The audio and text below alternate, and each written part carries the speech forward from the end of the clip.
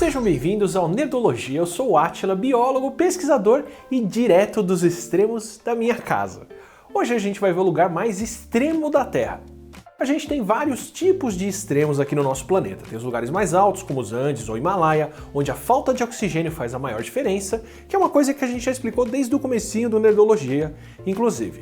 Outros lugares são muito secos, como algumas partes do deserto de Atacama, que podem ficar séculos sem chuva, um lugar tão seco que a NASA e a Agência Espacial Europeia usam para testar sondas que querem mandar para Marte.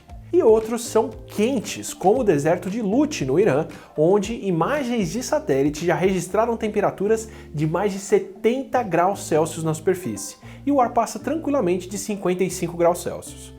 Mas ninguém combina tantos extremos como a Antártida, ou Antártica. A confusão com o nome é antiga e a gente já começou meio errado aqui no Brasil. Como o Felipe já falou por aqui, a Antártida só foi descoberta em 1820, num ponto onde se imaginava que tivesse um continente oposto ao Ártico, ou antiártico. Então o certo seria Antártica, como se fala em outras línguas. Mas a grafia original do português é Antártida, e só mais recentemente a gente passou a aceitar o nome com C. Já quanto a demora para visitar e explorar lá só em 1820, isso tem bons motivos. A Antártica é um lugar de muitos extremos. Tudo por causa do frio, claro, mas é um frio muito mais frio do que o Ártico que inspirou a descoberta. Aliás, se você já se perguntou por que o Polo Sul é muito pior para se visitar do que o Polo Norte, para começar, o Ártico é um blocão de gelo flutuando em cima do oceano, não tem nada embaixo. Parte desse gelo nunca derrete, é o que a gente chama de gelo perene, quer dizer, não derrete por enquanto porque a humanidade já mandou um desafio aceito e graças ao aquecimento que a gente tem feito cada vez mais, o gelo perene está indo embora, logo mais o Papai Noel vai estar desalojado no verão. O Polo Norte nunca teve tão pouco gelo desde quando a gente começou a medir em 1850. Já o Polo Sul é um continente propriamente dito, por baixo daquele gelo todo tem bastante terra. E assim que a Antártida é por baixo, como a gente viu por imagens de satélite por sobrevoo, com direito a canyons que talvez sejam os maiores do mundo e vulcões, tantos vulcões que mais de 90 deles ficam embaixo do gelo. Aliás, a maior cadeia de vulcões da Terra fica lá na Antártida, 2 km embaixo do gelo ou até mais de 4 em alguns pontos. E onde alguns desses vulcões são ativos, o gelo pode derreter e formar cavernas por baixo do gelo que tem capacidade para ter vida macroscópica. Ainda não encontraram grandes formas de vida por lá, mas tem evidência de DNA no solo, perto de vulcões como o Monte Erebus, que indica até musgo, e artrópodes como os colêmbulos. Tá aí um bom cenário para criaturas bizarras e desconhecidas de algum filme de terror. E essa terra que pode sustentar gelo faz muita diferença, porque por mais que neve no Polo Norte, com aquele gelo todo boiando, ele simplesmente afunda com o peso. Já no Polo Sul, o gelo pode se acumular para cima porque ele está apoiado em terra firme. Quer dizer, ele pode até afundar, mas afunda muito menos. Então o gelo se acumula para o alto e pode ficar bem alto. A espessura média do gelo antártico é de um pouco mais de 1,5 km, por isso a maior parte da Antártida fica a mais de 2 km acima do nível do mar. Ela é o continente mais alto do planeta, com uma altitude média de 2,5 km, mas que pode chegar a quase 5 em alguns pontos. Esse é um dos extremos de lá, da altitude e da falta de oxigênio. Tanta altitude também faz com que a temperatura seja muito mais baixa. Alguns pontos da Sibéria já chegaram a quase menos 70 graus Celsius, que é o suficiente para até congelar a gasolina. Mas a estação russa Vostok, na Antártida, que fica a 3,5 km de altitude, já registrou o extremo de menos 89,2 graus Celsius, como se eles não tivessem frio suficiente na Terra natal. Com uma temperatura fria dessas, até o gás carbônico pode congelar. Para sair da base num frio desse, os cientistas que acampam lá têm que usar máscaras que esquentam o ar antes de inspirar ele, porque senão o pulmão é destruído por dentro. Mas por observação de satélite já mediram temperaturas de superfície do gelo de quase menos 100 graus Celsius. Em alguns vales onde o ar frio pode ficar parado, o que só acontece no meio do inverno polar, quando o Polo Sul passa meses sem receber luz do sol e quando a atmosfera está tão limpa e tão seca que todo o calor que o gelo emite vai parar no espaço. Não tem como ficar mais frio do que isso aqui na Terra. Tanto frio também faz da Antártida o lugar com os piores ventos do planeta, que podem passar tranquilamente de 150 a 200 km por hora. Na verdade, o vento mais rápido sustentado foi de 320 km por hora também por lá. E isso acontece porque lá acontece o inverso do que faz o resto do mundo ter vento.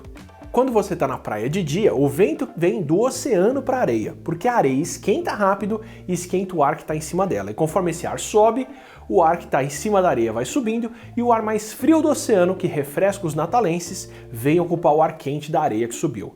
Já de noite, o mar preserva mais calor do que a areia e continua mais quente do que ela, então acontece o inverso. A água do mar esquenta o ar e conforme ele sobe, o ar que está em cima da areia sopra na sua direção.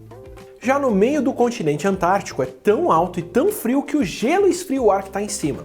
Então esse ar frio fica mais denso e desce para o gelo e de lá escorre para fora do continente. O tempo todo o ar está esfriando e descendo do gelo para o mar. E nos lugares perto da costa, onde os ventos são afunilados, a velocidade pode chegar nesses extremos.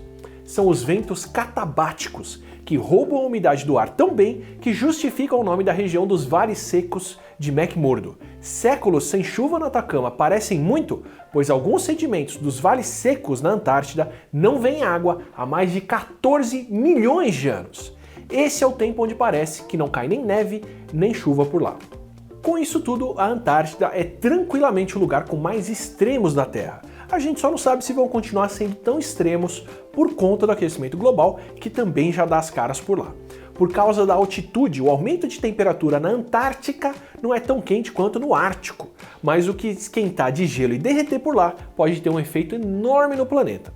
Como Cláudio Ângelo conta no Espiral da Morte, gelo é o que não falta por lá, mas como ele estava ancorado em terra e não boiando no mar, como é o caso do Ártico, o gelo antártico que derrete aumenta o nível do mar e é bem difícil de saber como que a Antártida, como um todo, vai responder ao aquecimento, mas é provável que ela contribua com 1 ou 2 metros de subida do mar nesse século, com só um pouco do gelo lá acumulado derretendo, se a gente não diminuir as emissões de gás carbônico. Até os tempos atuais, o degelo desse continente não contribuiu para a subida do mar, mas logo mais, se a gente continuar emitindo carbono, deve ser o maior contribuinte para o aumento do nível da água, e aí quem entra na era dos extremos somos nós.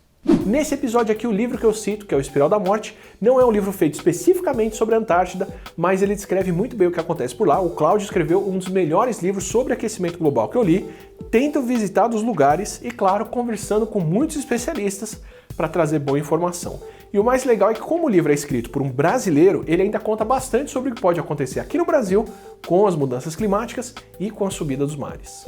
E partindo para os comentários do Nerdologia passado sobre Dr. Stone, onde a gente falou sobre como ele podia recriar a humanidade do zero, vieram ótimas perguntas. A Renata Magalhães perguntou como que ficaria a região de Chernobyl se ela fosse abandonada. É uma ótima pergunta e é um desafio, uma preocupação para quem tem que lidar com lixo radioativo com esse tipo de problema. Como lidar com a radiação ao longo de milhares ou milhões de anos e como fazer até para sinalizar isso por tanto tempo. E a resposta mais direta é: a gente não sabe. A radiação mais agressiva, por sorte, é a que decai mais rápido, o que já dá uma certa vantagem, como eu já falei no episódio sobre Chernobyl e sobre os javalis radioativos de Fukushima. A contaminação ambiental em alguns lugares deve continuar por até uns 100 mil anos. E a gente não tem solução que dure tanto. Enterrar o lixo radioativo embaixo de montanhas, em regiões que são geologicamente estáveis, ou seja, onde não tem um terremoto que vai desenterrar tudo, até é uma saída, mas é uma saída muito cara e que só dá conta de uma parte do material radioativo que a gente faz. E tem um ótimo ponto do pessoal do Arqueologia e Pré-História sobre os achados de ferramentas que eu comentei. Os dois registros mais antigos que a gente tem de uso de ferramentas são bem distantes uns dos outros, fisicamente e no tempo. Tem um intervalo de uns 700 mil anos entre um e outro, sem nenhuma ferramenta conhecida no meio. Pode ser que a gente ainda descubra ferramentas que foram feitas nesse intervalo, mas se não foram, provavelmente foram invenções isoladas feitas por grupos diferentes de hominíneos. E falando mais propriamente da obra, do mangá e do anime, eu concordo com o Jean Araújo que os personagens de Dr. Stone meio que representam o campo de conhecimento todo. E eu confesso que isso é um pouco do que me incomoda em Dr. Stone.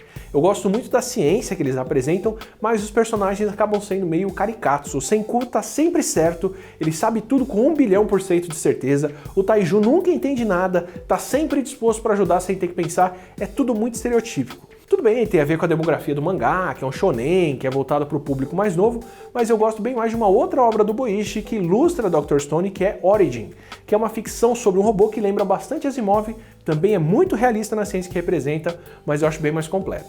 E agora terminando com uma pergunta: quais são os outros extremos do planeta que você queria ver por aqui?